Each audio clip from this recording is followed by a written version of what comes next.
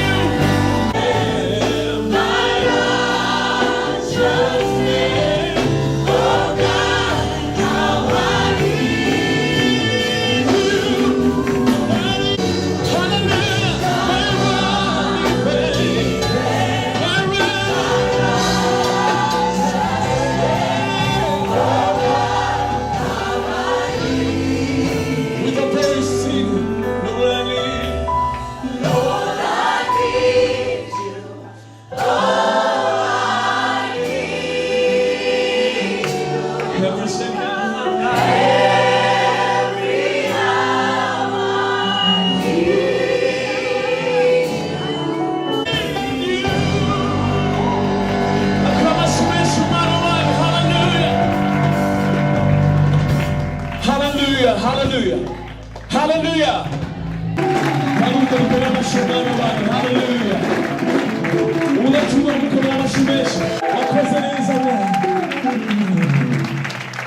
Ari indirimbo irishimwe ni ryawe gusa.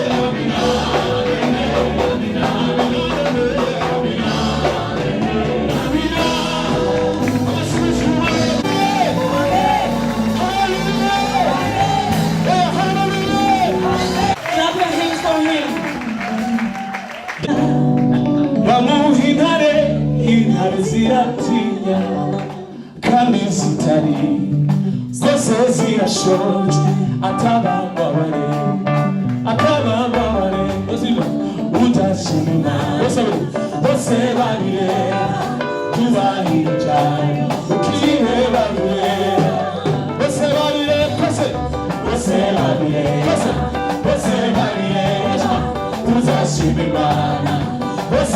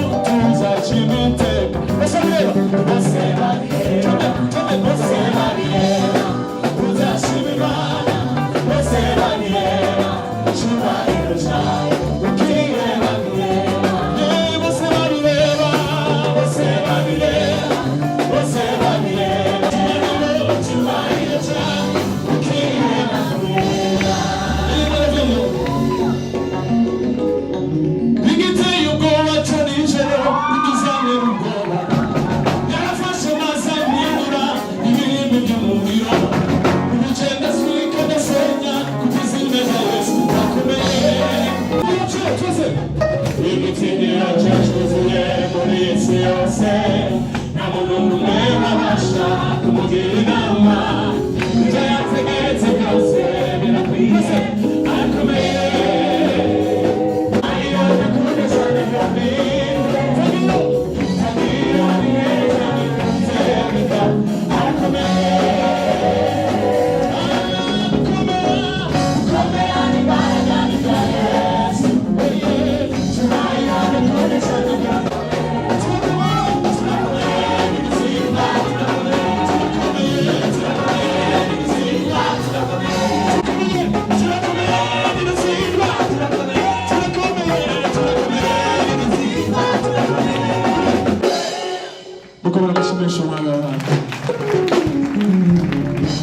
Haleluya.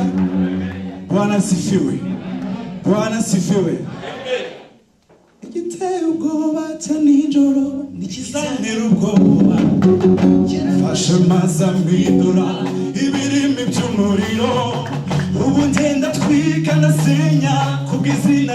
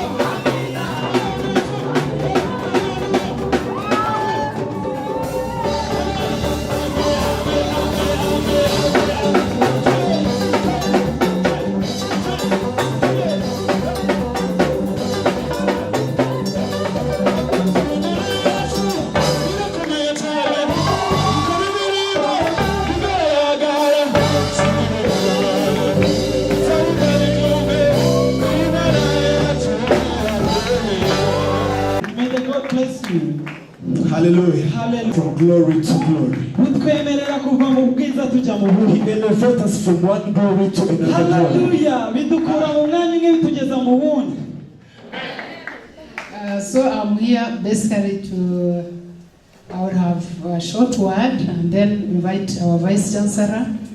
And then the Vice Chancellor will invite the pastor. Vice Chancellor, we are so blessed this evening to be with you. We welcome our guests, Pastor Grace and the team. We are so happy. Students, I know you are very happy to see the Vice Chancellor. Vice Chancellor, when you are not around, we are like orphans. Students were like orphans, we were like, where is our Vice Chancellor? Where is our Vice Chancellor? Now you are part of us. And I know at one time, our students have complained to you that they don't have entertainment. And the university, when they are not in class, is boring. So Christian Union have decided to do entertainment through prayer and worship. So this is an evening of prayer and worship. We also have a team from Restoration Church. I'm really very happy to be with you. I mean, we thank you so much to accept to be part of prayer. Visitors in our midst. Praise God. God is good and all the time, and that is His nature. I'm more than humbled to stand before you, particularly the students who have chosen to follow the path of God. As a parent, we are ever worried of our children, who are the youths. we keep wondering, what are they doing? What company are they moving with? Are they God-fearing? The Bible says, the fear of the Lord is the beginning of wisdom. Today, I've come to join you, and I want to pledge that as on behalf of the university, I'll continue working with all the Christian Union, all religions, for one reason.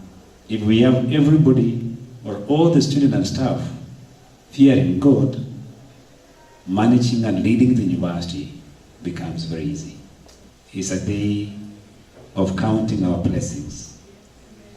And you see how much the Lord has done. I'm not a good singer, but I wish somebody to sing, count your blessings and name them one by one, and you'll see what the Lord has done. I don't know if you know that song. Count your blessings and name, count your blessings and name them one by one, count. Something like that. I'm not, I don't know how to sing. My wife sings well. I keep following her. When I want to listen, I ask her to sing in the family. At this juncture, it's my pleasure to invite Pastor Grace to administer to the congregation. God bless you.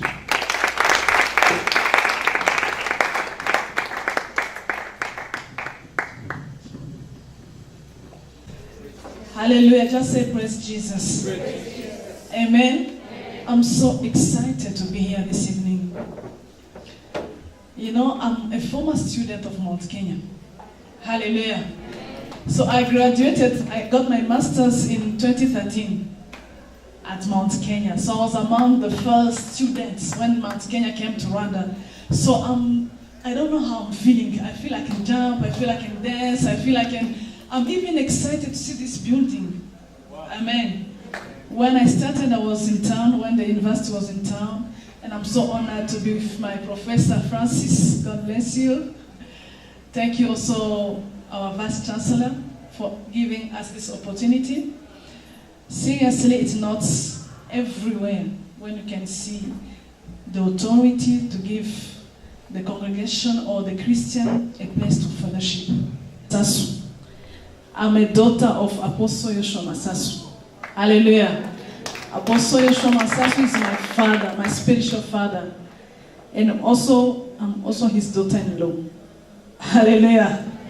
So my husband is also a Masasu, and personally I'm also a Masasu. Amen. So I know some of you know him. So he is the father of Evangelical Restoration Church. Yes. So for 20 years I've been working with God. I've never seen God deceiving me. I've seen God planning for my wedding, giving me children, giving me studies, giving me a job. So today there's nothing I can reproach to God. Amen. I've seen God moving in my life. Be imitator of God as dear children.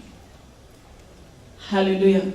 There is a word that I'm going to spend much time on this, to be an imitator. What is it to be an imitator of someone?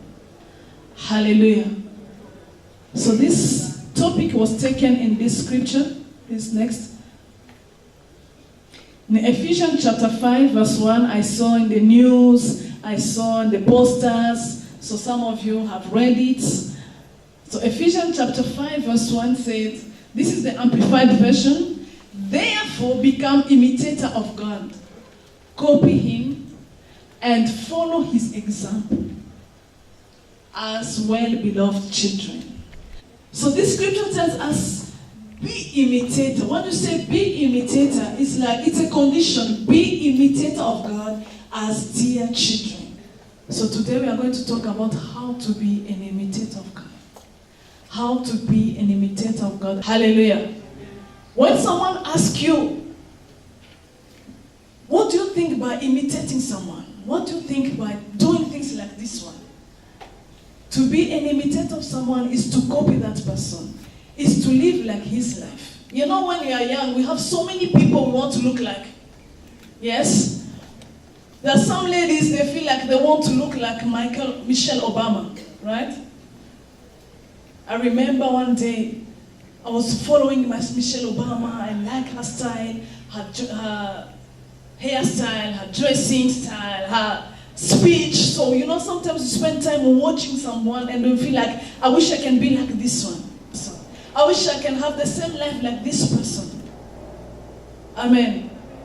But the word of God tells us to be an imitator of God as dear children.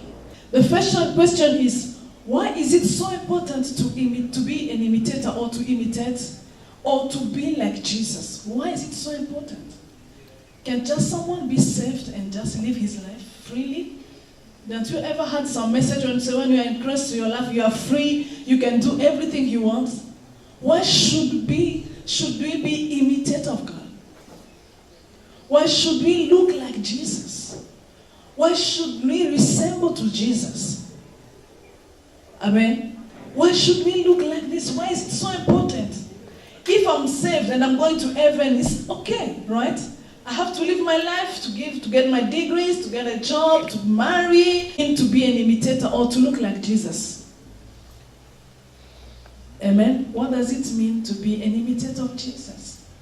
And the third question is, how to imitate or to get the mind of Christ? How should we do it? And the last question is, why is it so difficult for believers to become like Christ? Hallelujah. Why is it so painful, so difficult? Some of us, we have watched the movie of Jesus. We know how his life was. We know how he was a man who was humble. He was doing miracles. He was an exceptional man. So why is it difficult? Why are we called Christian, but it's so difficult for us to look like Jesus? We are happy when they call us Christian, but sometimes when people look at our lives, they doubt about our identity. Is this person really a Christian? Hallelujah. Or is just going to church?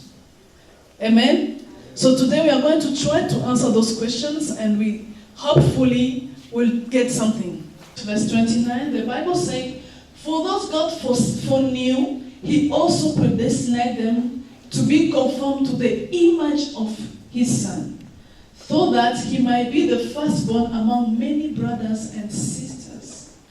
For those God foreknew, for those God knew before, for those God called, for those God knew before they were born, he just appointed them, or he wanted them to be like his Son, to have the image of his Son. So in this scripture, we are going to get the answer. Why is it so important to be like Jesus? The first answer is like, it's the reason of our salvation. Hallelujah. If someone asks you, why is it so important for you to be like Jesus? The first answer is like, he is the reason of my salvation. Hallelujah. We are not get saved because we want to go to heaven, or because one day we want to see the angels or see God sitting on his throne and the angels just worshiping him 24 hours. No. Hallelujah. The reason why we should imitate Jesus is because that's the reason of our salvation. Because you look like him. So let's just erase that mentality like we are saved to go to heaven. Amen? Amen. Because when you look like Jesus, unfortunately, you go to heaven. Tell me, can someone say that you are Jesus in your house? Amen?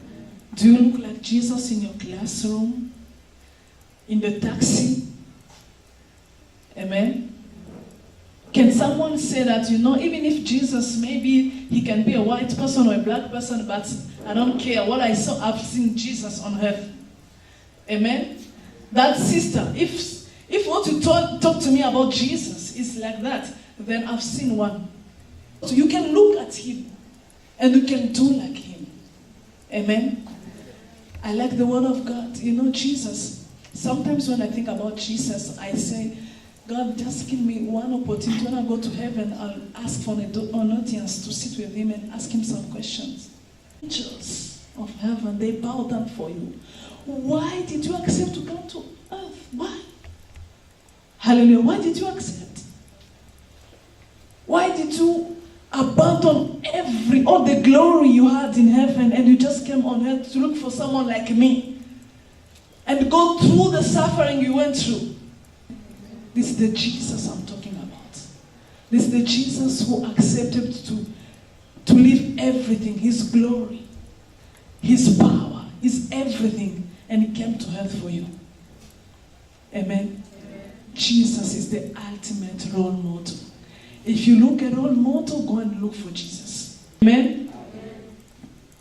Let's read Philippians chapter 2, verse 5 to 8. Philippians chapter 2, verse 5 to 8.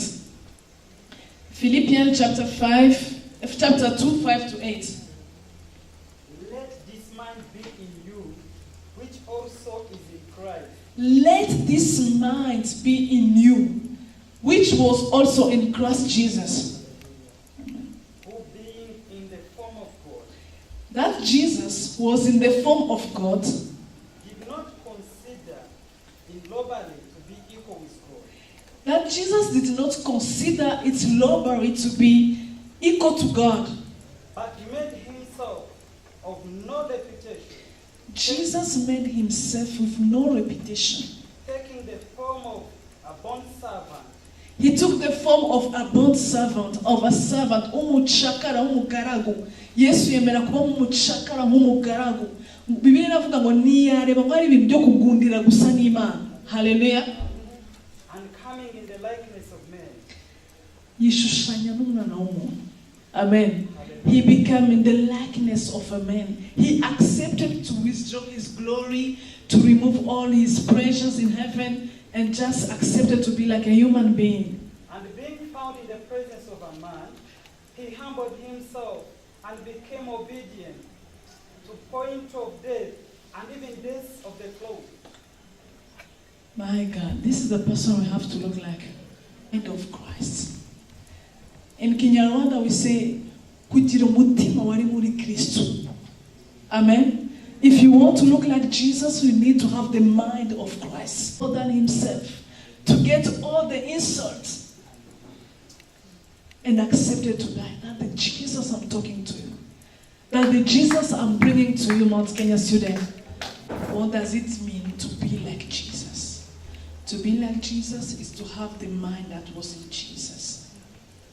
To be like Jesus no kugira wa mutima wari muri Yesu Kristo. Wa wundi utararebye ko ari ibintu byo kugundira gusa nasi. Kuguma mu ijuru, kureka abamarayika bamuririmbira, bamubyinira, Amen. The first question was like, why is it so important to be like Jesus? The answer was like, he is the perfect role model. The second question, what is it now to follow Jesus, to be like him? And to have the mind like which was in Christ. You know, Christianity today, we are joking with Christianity. Amen. I'm sorry to say that, but we are joking. Today it's so difficult to put a difference between someone who is a Christian and someone who is not a Christian. Biragora cyane gutandukanya umuntu ukijijwe n'udakijijwe. Si byose tuvuga kimwe abapagani, twambara kimwe abapagani, tugenda kimwe abapagani, dukora ibintu bimwe abapagani, turyama kimwe abapagani. So there's no difference. But a true Christian is someone who just desires to look like Jesus. Amen. When I got saved, I told you that I was saved when I was 18. I went in my mother's room. I knelt down and said, God, you know what? I really don't want to joke with you. Amen? I was alone in my mother's room and I prayed that day. I said, God, because you know everything, you know that's prayer. When you are just a newborn Christian, you don't know anything. I was saying, because you know everything, because you know that I don't know, maybe in 5 years I'll go back to where I was before. So please help me. If you see that I'm joking, don't allow me to get baptized. That's what I was trying to explain. The mind of Christ was like, Jesus had a mind of sacrifice. Amen. Jesus had a mind of sacrifice. You know, it's difficult for today for people to sacrifice for others. I'm telling you. Sacrifice. Huh. Christian, we are full of so much excuses that you cannot even pay any sacrifice for someone else. Amen? And we call ourselves Christian.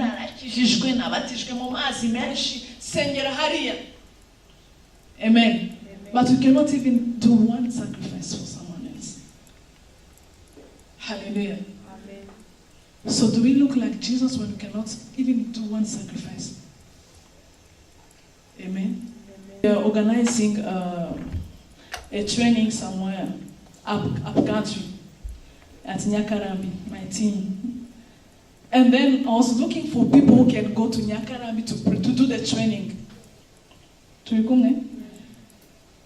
And I couldn't see anybody sacrifice myself, say, no, I cannot go.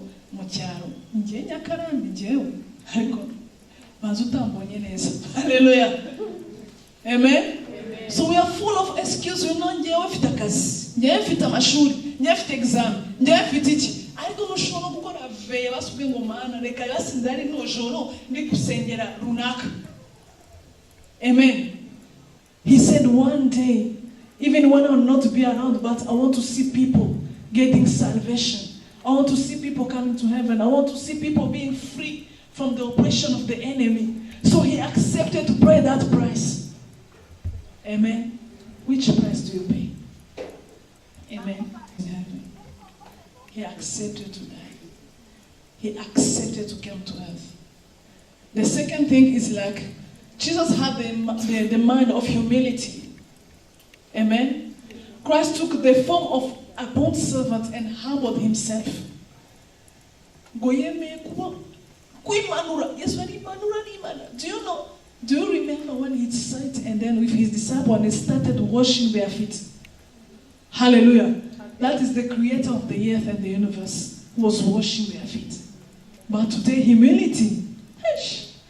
Today we take humility like a form of weakness. Amen. Sometimes we misunderstood humility and we feel like because this person is humble, it looks like he's weak. Amen. Amen. The Bible in 1 Peter 5:5 says that God resists the proud people, but he do what?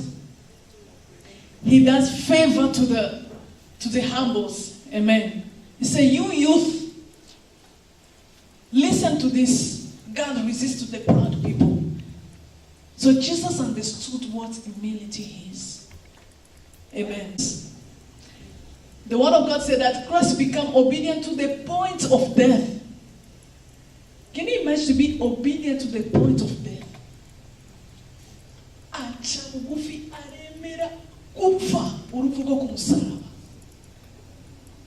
Amen.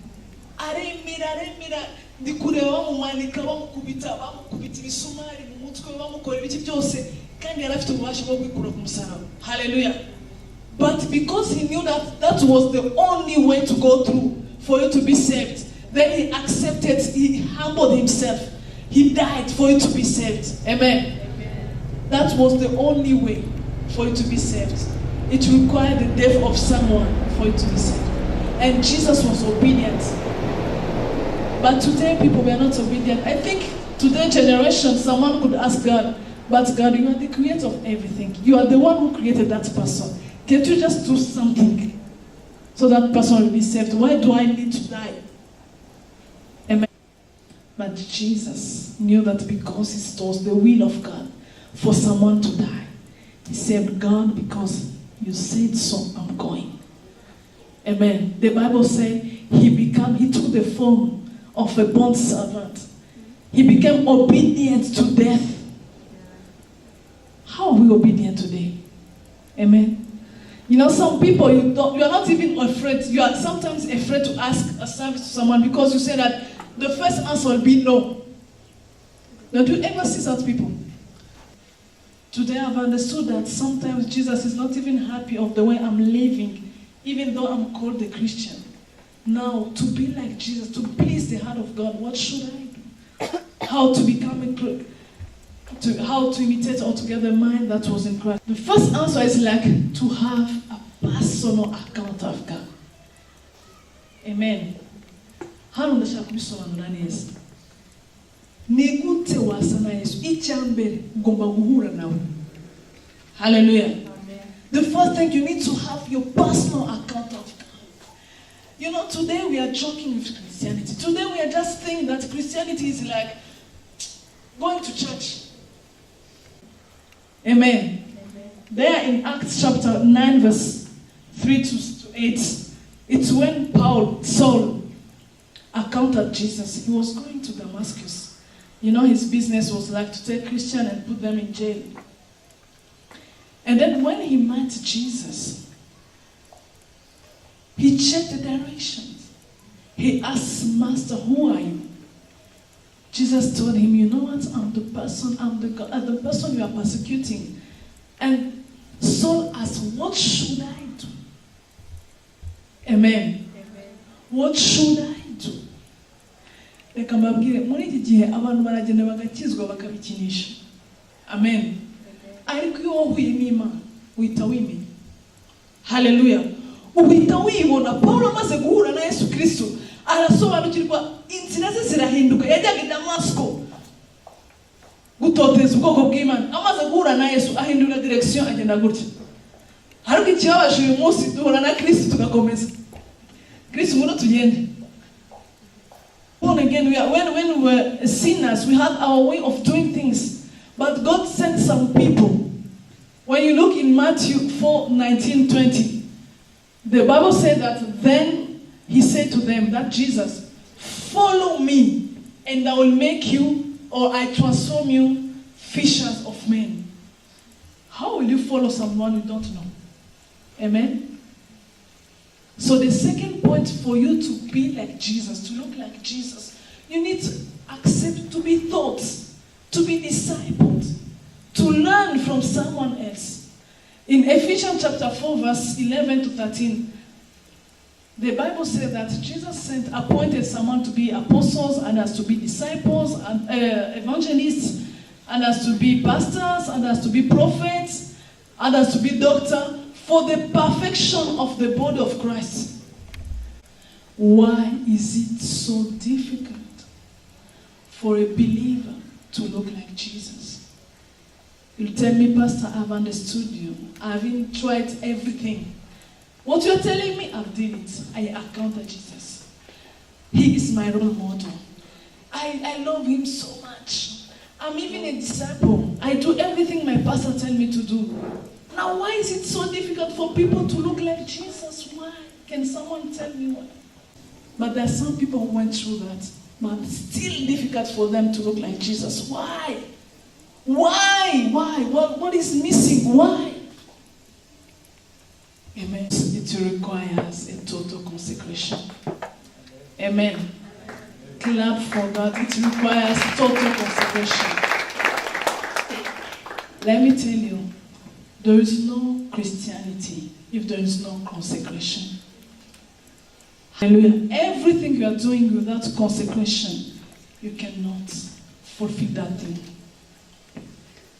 Let me tell you consecration, what it is. Consecration is like you are ready to die for that thing. Amen. So abantu benshi ntabwo bashaka kwiyegurira ibintu barimo. Ntibashaka kubipfira, ntibashaka kubigumamo. Hallelujah. Urashaka kuba umukristo wa reja uraho ngaho gusa. Uraho ngaho hazi iki ngiki, niyo mpamvu ubona bakubwira ngo uzi n'ibindi. No, haje umukozi w'Imana uteye ubwoba agwa unywa ku mazi gusa ugahita uhinduka ibibazo byawe ugahita in your study. If you want to succeed, sometimes you need to consecrate yourself in studying. There's no miracle. You utize ntabwo utsinda. Tete niba ufite plan B yo gukopera. Amen. Ariko ziguhura n'umuntu ngo yakoze memoire da. Ariko ntashobora no gusobanura ibyanditsemo. Kandi Roma Sinai. Amen. Hari Roma Sinai rwose wumva nabonye lisansi ariko ntushobora no kudefana igitabo wanditse. Amen. ubuzima turimo udafite Yesu mu mutima ngo akuyobore akwereke inzira, sinzi aho uzaganisha. Sibyo mashuri no gushaka no kubona akazi nkuye. Iyo Yesu atari uyobora ubuzima bwawe, sinzi aho bujya. Ntabwo nawe uzi direction y'ubuzima bwawe. Amen. For your love and mercy. Father, I thank you for your word. Father, we really need to look like you. You know our hearts. There's nothing we can hide them from you. Nta kintu na kimwe twamuhisha. Ubuzima bwacu buri imbere yawe. Utubabarire data we. Ni kenshi tugusebya kandi twakwiyitiriwe. Utubabarire. Turashaka gusa nawe Yesu. Turashaka data wera kugaragaza ishusho yawe y'ukuri. Kuko ijambo ryawe rambwira ngo abari muri Kristo Yesu ni ibyaremwe bisha, ngo ibya kera biba byaravuyeho, none ibintu byose biba birabaye bishyashya. Mwami Yesu Kristo urakoze kubw'ijambo ry'uyu mugoroba. Thank you, Majesty. Thank you for these people. Thank you for the students who are here. Thank you, Lord, for your mercy. Jesus, we all need you. Our lives without you is meaningless. We really need you. For us to progress, we need you. Thank you, Majesty, for your love. Thank you for your mercy. Thank you for your righteousness. Thank you for everything. Father, bless these people. Father, bless the committee that organized this event. Father, bless the students.